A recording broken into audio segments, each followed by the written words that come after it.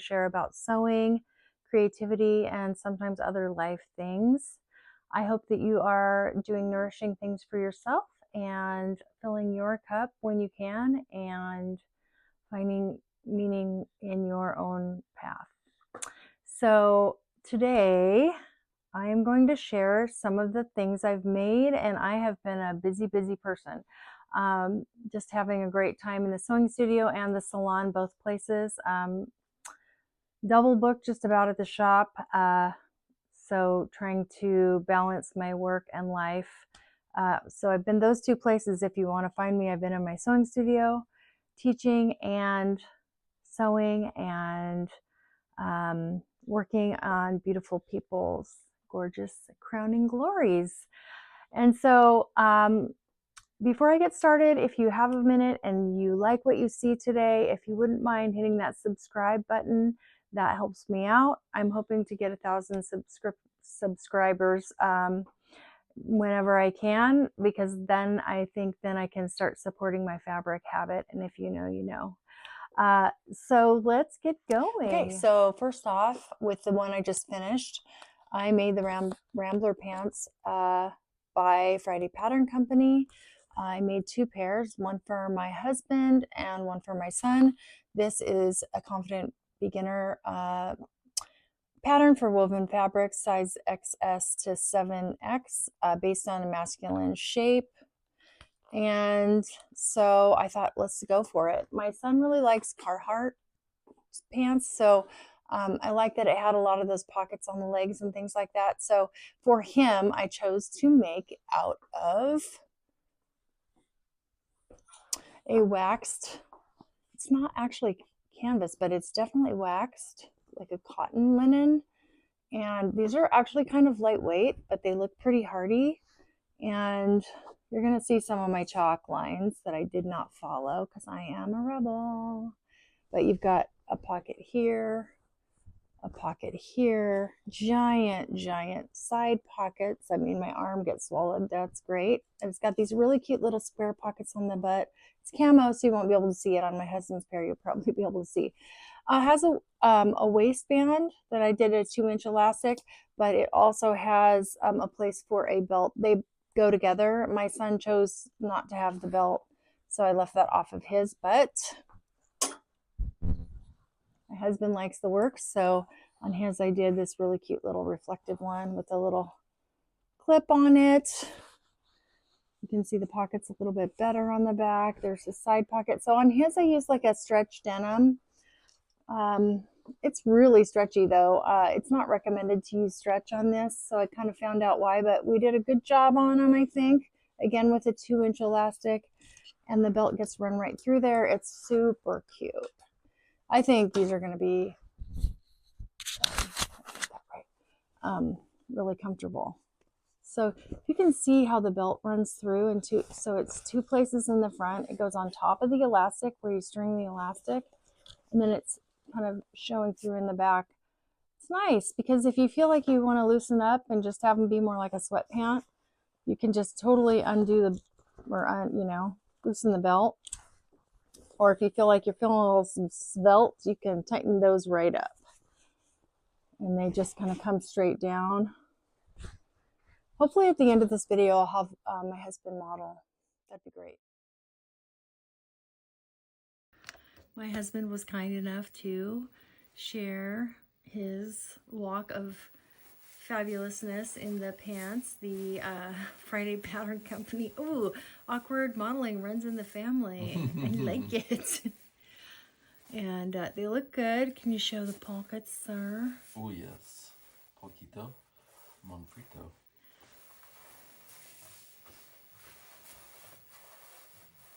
Awesome. How do they feel? Feel good, yeah. Nice, stretchy. I felt like that was your kind of. I'm gonna zoom in on them. Okay.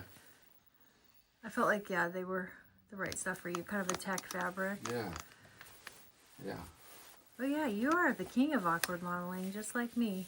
Okay. I'm the queen. They look good, hon. Yeah. Yay. Cool. I love them. You're the best. Okay. Thank you for putting up with all the sewing. supporting my habit. And you might have noticed the sweatshirt I have on. I finished this last night. And this is the Viki Sews Nuala, really heavy duty. She requests that you use heavy duty sweatshirt material. So I use like a fleece scuba for the sleeve and the neck, and there's a little accent I'll show you in the back. What's really fun is there's a lot of color blocking opportunities in this sweatshirt because you can do it tone on tone, but you have a really, really strong raglan. It's like almost like exaggerated. So you've got this triangle in the front, triangle in the back, and then this strip goes up and over the shoulders. That could be a different color or fabric.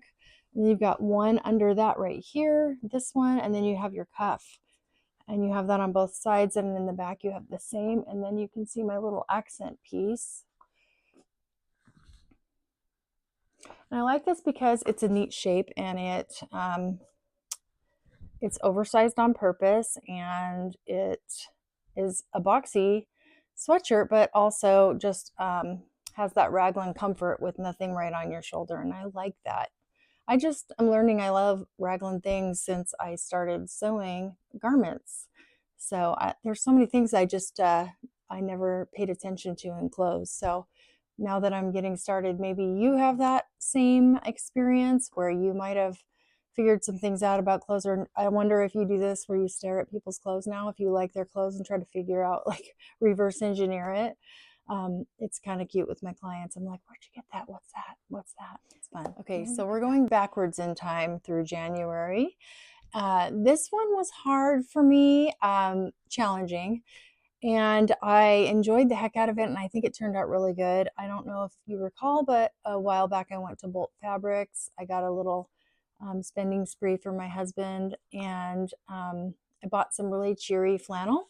That's not like any kind of flannel I've seen at other fabric stores. It's really nice and thick and hardy. So I really wanted to make the Jenna boxy version, which is View B, of the Closet Core patterns, which is this one right here. So it's a shorter version, but you can make a dress or a long shirt. And this is, I realize this is, you can see difficulty is third up. So we're over halfway difficult. But it's things I haven't done before. Once you do them, it's not quite so hard. So here's the blouse or top, and I made it into a really cute flannel. I did add one pocket. I feel like I just have to rebel sometimes. I did the maximum amount of buttons on the front, just like that security, and I was given by Gail Goth, a friend of mine, some of her mom's button collection. How precious. So since this was such a precious top, it took me a long time. I think it took me 4 nights because I wanted to get it right. It's my first really good collar. I did totally by the book. It was the burrito method here on the top, so there's no seam showing on the inside or the outside. And it has a little hook here, so cute. And I also did my very best to line up my prints because that's a seam right there, and you can see I'm off a little bit, but I would buy this shirt. And then the cuffs were the other part that I found to be challenging, because there's I don't even know what that's called. Sorry, garment people. But it has a facing, I guess, or I guess a placket here as well. I've done cuffs before, but I guess I didn't have this piece. So I'm very happy with how everything lined up and turned out. It's really cute. I'll try to model this at the end. How about I try to model things and have my husband model the other things? It's kind of fun to see things on people. So next up is this wonderful pattern by Sew House 7, which is located here in Portland. Love that. Love supporting indie people. And I've sewn up a few of her patterns. Of course, we all know the sweater I love so much, the toaster sweater. But this is called the Skyline Tee. A lot of her patterns are named after places in Portland, and Skyline is a really beautiful area. And so this is the lace tee. I did a little bit of posting about this top, and I plan to make more of these. But what's cool about this pattern is she has many different necklines and shapes. So it's, she's got some short ones and some longer ones and different sleeves and then different necklines. So you can choose. I want to do the scoop neck one, but I really wanted to wear this as an undershirt under things, so it was poking through, and it's great, and I've worn it many times. Okay, so I've heard about this pattern for a long time in many of the podcasts that I've listened to, and this is the Ogden cami by True Bias, and I wrote a new tried and true because I definitely plan to make this into slip dress length for under sheer.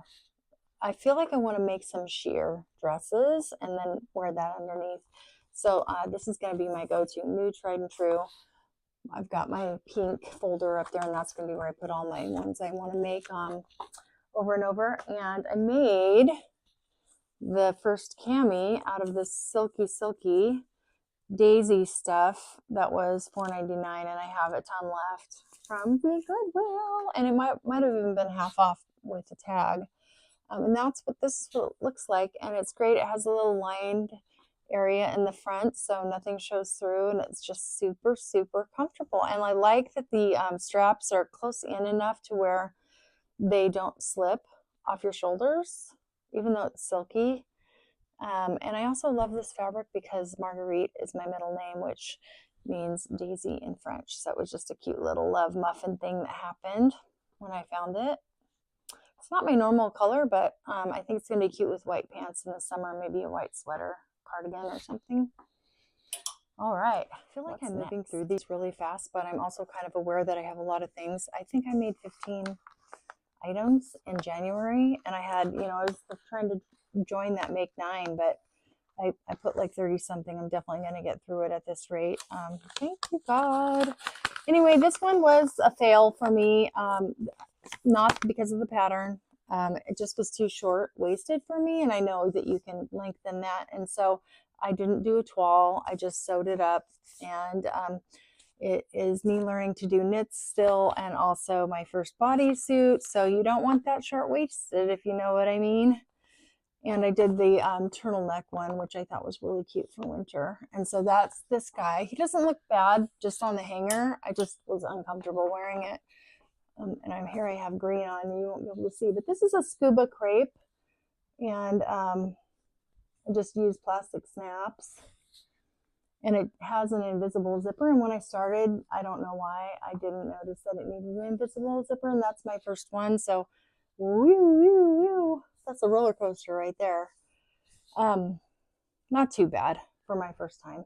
I mean, this is wearable for somebody. It's definitely not a bad looking thing. And with the pants I have on, I thought it could, with a vest maybe or something, could work. Maybe I'll figure out a way to fix that. All right, so I made the pussy bow blouse that was on my Make 9 list. This I also included in a different video, and I think she turned out really great. If you want to see me modeling this one, I have it in a couple of videos back, I think. Again, with the raglan, just so comfortable. It has a really cute little shoulder pleat detail. And I just love how that makes it fall, and then it just gives you this nice voluminous sleeve here. So I definitely recommend. This is McCall's M8147. I'll go ahead and list every pattern that I'm talking about in the description box when I'm all done. Definitely a winner, and this is thrifted material. You can get a lot of good things at the thrift store. I wash it up and I feel a little bit more confident starting on that sometimes if it's something I haven't sewn before. I wanted to thank Life's Banquet 4501 for commenting on my last video about the sound quality, and I do have a fireplace in this room, and I do sometimes play background music, and there was my dogs and all these things. So, and also I think I dropped my iPhone and the speaker's probably wobbly. So I bought one of these things, and I hope it's working. I bought another one too, so I can try different ones. But if you want to give me any tips, I would much appreciate it. It's not working too well, like how I have it placed on a turtleneck, but as long as it doesn't touch me, I think we're okay. A thrifted pattern. I bought it because of this one here with the dolman sleeve, and it has the nice long cuff on it. And I used thrifted material to try it up, and that was on my Make 9 list. It's kind of funny material, but there's going to be a day when I want to wear this. You know what I mean? It's super thick, super stretchy cotton. You know, when you buy it at the thrift store, most of the time you don't know what exactly it is, but this is definitely like cotton spandex, mostly cotton, like 97% cotton, I'm going to guess. Did not hem the bottom. Fine with that. Let's see. Oh, one thing I wanted to share about the dry January that Alan and I did. I don't know, I get a little woo-woo sometimes, and I feel like sometimes when you're on your right path, good things come along to support you that you didn't plan on. I think they call it providence when that happens. And so I did this thing where I didn't buy fabric for January, and I went to the Portland Fashion Institute fabric swap, and I had put that on my calendar a really long time ago and had to commit to my husband to not buy anything, and I didn't realize it was free. I didn't know. I've never been to a swap. So, and so I ended up taking 2 boxes home from there. And that's great because I teach sewing classes, and that gave me some stuff to pass on to my students who are beginning sewists. And I'm very excited for them. And so then the second one was this dear lady named Gail, who I got the buttons for the Jenna from, her beautiful mother who passed away. She gave me 2 boxes of lace and buttons and all kinds of notions and shears and special things like that. So it was like, I take that kind of as support from the universe. So God, whatever you call God. And I just so appreciate that support and an affirmation. So do you do that too? I just love it when God comes and supports me. It makes me feel like I'm definitely doing the right thing. So. And the joy tells me that. So funny enough, my husband and I made a pact to do dry January, but we're already dry, so to speak, for alcohol and stuff. So we decided to do something that we spend a lot of time on, that maybe we could be doing other things. And so guess what? I gave up buying fabric for the month of January, and I was surprised how many times I wanted to buy fabric, but that's probably why, since I wasn't doing shopping for fabric, I got so many things sewn up. I actually was using some of my stash. So I know some of you appreciate that, you know, there's a sustainability movement, and I'm partly involved with that in my craft, but there's also that whole like, oh my gosh, acquiring. It's so natural, and especially because there are so many wonderful businesses that make wonderful fabric. You want to support them too, and that goes for patterns too. Another tried and true that I have used over and over, and these were in my last video, are the Bob pants by Style Arc. And this is an upcycled tablecloth that is a very thick textured linen, and I just absolutely adore these. They feel like heaven. They feel so, they're happy pants. They are happy pants. So they're going to be really cute this summer too. I'm getting in the mood for spring, summer. So I think I'm going to be seeing that in my sewing, popping up here and there. And I don't have the pattern because it's so beat up that I don't even want to show it to you. It's well loved. But I will pop that pattern in the notes as well. Hi, notice anything?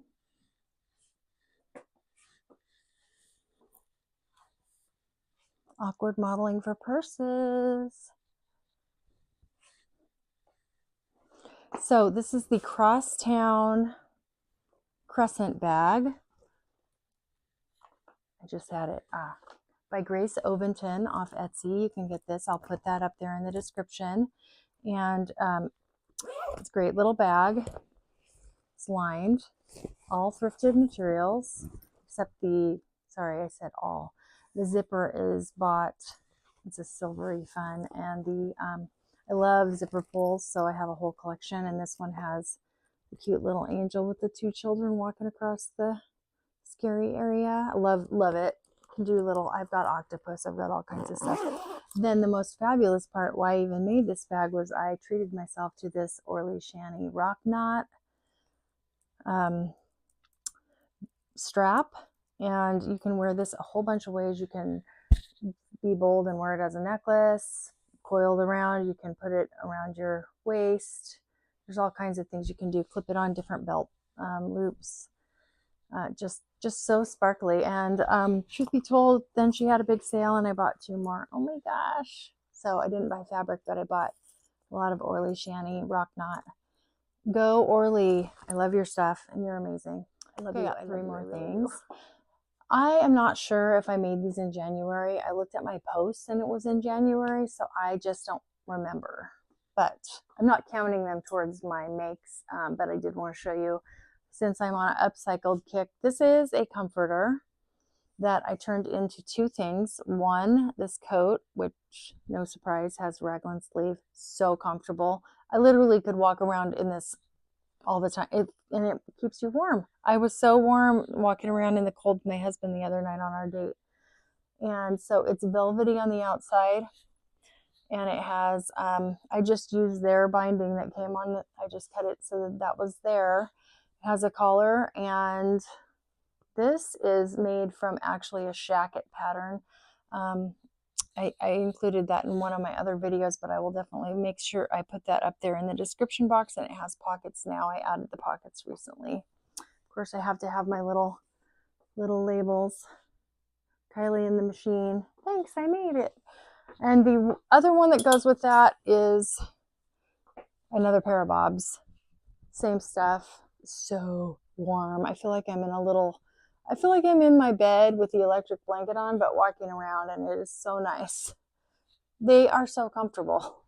Now on this, I made the waistband and the pockets out of just a really lightweight kind of polyester, just to cut down on some of the bulk. But the coat, I didn't do that, and it's fine. So, and last but not least,